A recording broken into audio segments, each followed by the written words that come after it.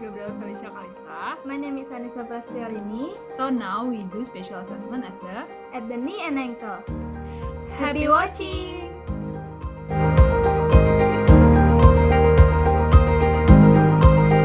So we checking the anterior and then posterior divertest at the ankle. So it's over checking any laxity at the anterior talofibular ligament at the ankle and also the posterior talofibular ligament at the ankle. So for the anterior divertest is by asking first the patient to do sitting and with the knee and the foot is hanging.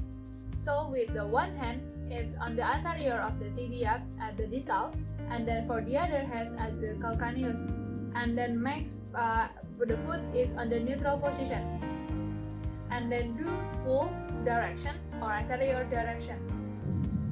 This for the anterior direction, and the posterior direction if we do the push of the ankle. So the other hand at the posterior distal of the tibia, and then the other hand at the calcaneus, and give force posterior direction.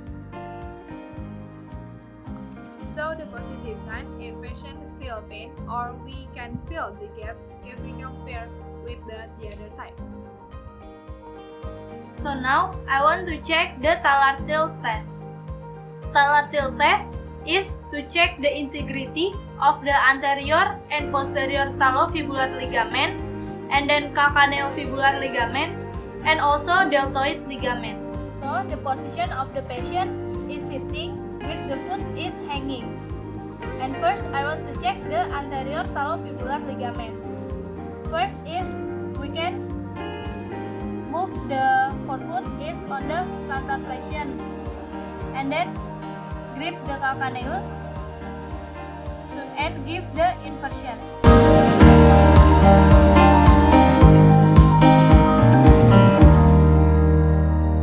And next, I want to check the calcaneofibular ligament. So for the calcaneofibular ligament, the position of the ankle is on the neutral position, and grip the calcaneus, and then move the calcaneus into eversion and inversion.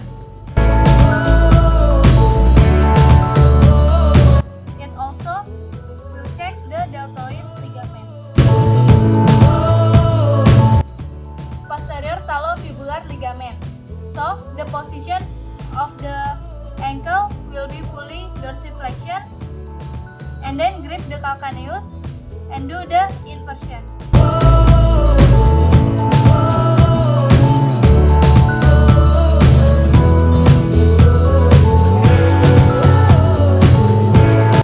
So the positive sign of the talar tilt is if the patients feel pain, or if there is any excessive gapping if we compare with unaffected side. So next we checking the tiptoeing test. So it's for checking a flexibility of the flat foot. We can check it by looking at the medial longitudinal arch.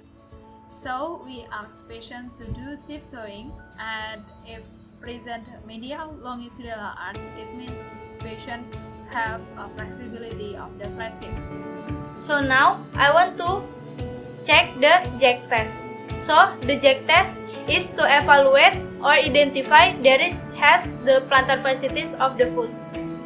So the position of the patient is sitting with the foot is on the stool, and then the first of the head metatarsal is freely from the stool, and then we do the passive extension on the big toe.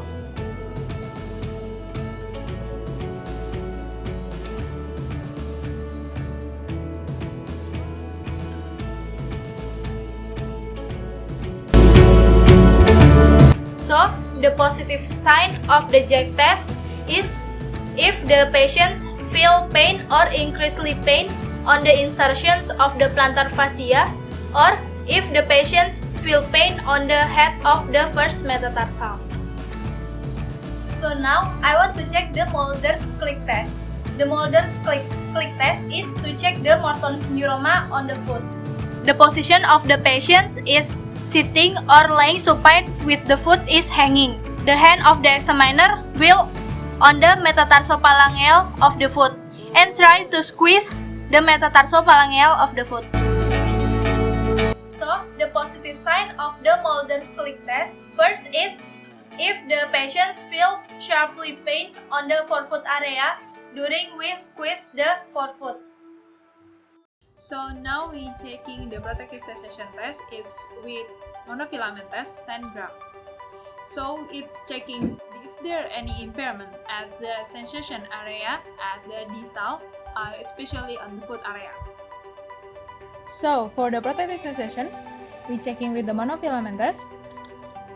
So we apply it at the plantar, and then it's at 9 point and then 1 point at the dorsal, between the first and then second of the finger, and then the rest is at the first, the third, and the fifth, and then at the ball also the first, the third, and then also the fifth, the medial and also the lateral of the border, and then the heel.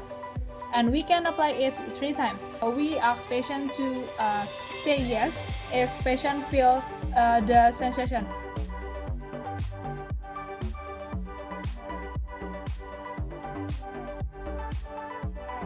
So for the monofilament itself, it must be do until C-shape, and it's applied about 3 seconds. Can you feel it? Can you feel it? Can you feel it? Can you feel it? Can you feel it? Okay. So if patient feel about 8 until 10 out of the 10 points, so it means normal. And it's moderate if patient feel 4 until 7 out of the 10. And it's severe if patient feel 0 until 3 out of the 10. Check thumb test. So, thumb test is to check the Achilles tendon rupture. So, the position of the patient is lying prone, and with the foot is freely hanging. And then, the hand of the examiner will be on the posterior calf and squeeze the calf. It will create the plantar flexion motion of the foot. So, the positive sign of thumb test if there is absence of the plantar flexion of the foot. So now I want to check the lunge test.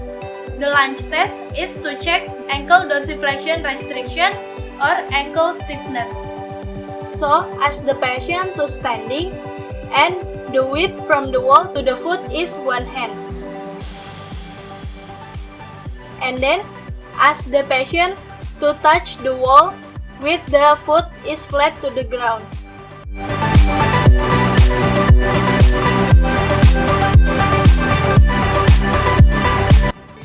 So, the positive sign of the lunge test is if the patients feel anterior sensation pinching or limitation of the ankle joint.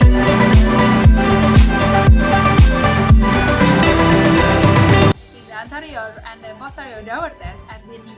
So it's for checking if there any laxity at the anterior cruciate ligament and the posterior cruciate ligament. For the anterior downward test, we can ask patient to lie supine, and then we do a flexion of the hip, sliding, and then make the knee at the 90 flexion. And we can stabilize with the sitting at the foot. Place the thumb at the patella tendon and the other finger at the posterior knee, and do anterior direction. And then for the posterior downward test is to posterior direction. The positive sign, the patient feel pain, or we can feel the gap if we compare with the sound side, the Lachman test. So for the Lachman test is for checking for confirm if there any anterior cruciate ligament laxity. The Lachman test is asking patient to do supine, and then slightly flex at the hip, and then maintain the knee at the 30 degree of the flexion, and stabilize the leg with the sitting and the foot, and then our hands on the distal of the thigh, and then the other hand at the proximal posterior of the tibia and do anterior direction. The positive sign is same. It's by the feeling pain from the patient itself, and we can feel the gap and compare with the sound side. So now I want to check the varus valgus stress test. So the varus valgus stress test is to check the laxity on the medial collateral ligament and lateral collateral ligament of the knee. The varus stress test. So we stabilize the positions of the knee is 20 until 30 degree knee flexion and stabilize the distal of the tibia with one hand, and one hand will be to give the laterally force from the medial.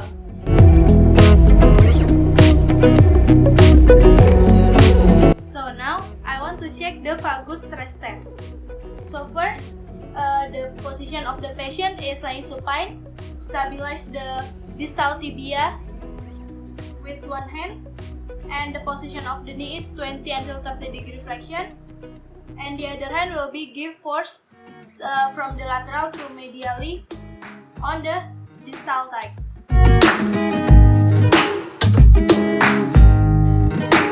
So the positive sign of the varus valgus stress test first is if the patients feel pain when we try to give the force. The second, the knee has the translation to the medial on lateral on the medial collateral ligament and lateral collateral ligament of the knee. So next we checking the McMurray test. It's for checking if there are any tear at the medial or lateral meniscus. McMurray test asks patients to do lying supine, passive knee and hip maximally to check lateral meniscus, rotate externally and give pressure medial direction on lateral knee joint and extend the leg.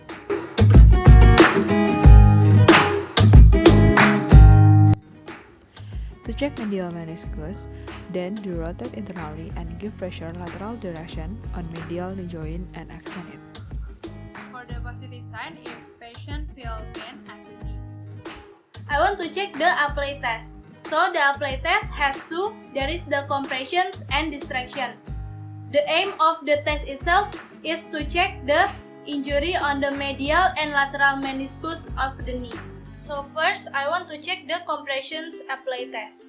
So the position of the knee is 90 degree flexion and give the pressure on the heel and rotate the foot on the internally and externally rotation.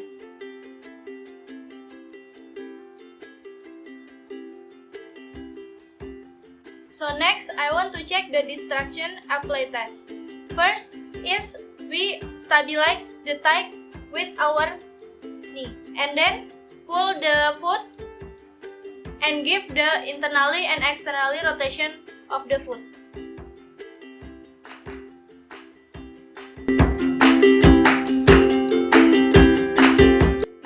So the positive sign of the apply test itself first is if the patients feel pain on the knee, and the second is if there is any sound click on the knee. Thank you for watching. Don't forget to like, comment, and subscribe. Bye!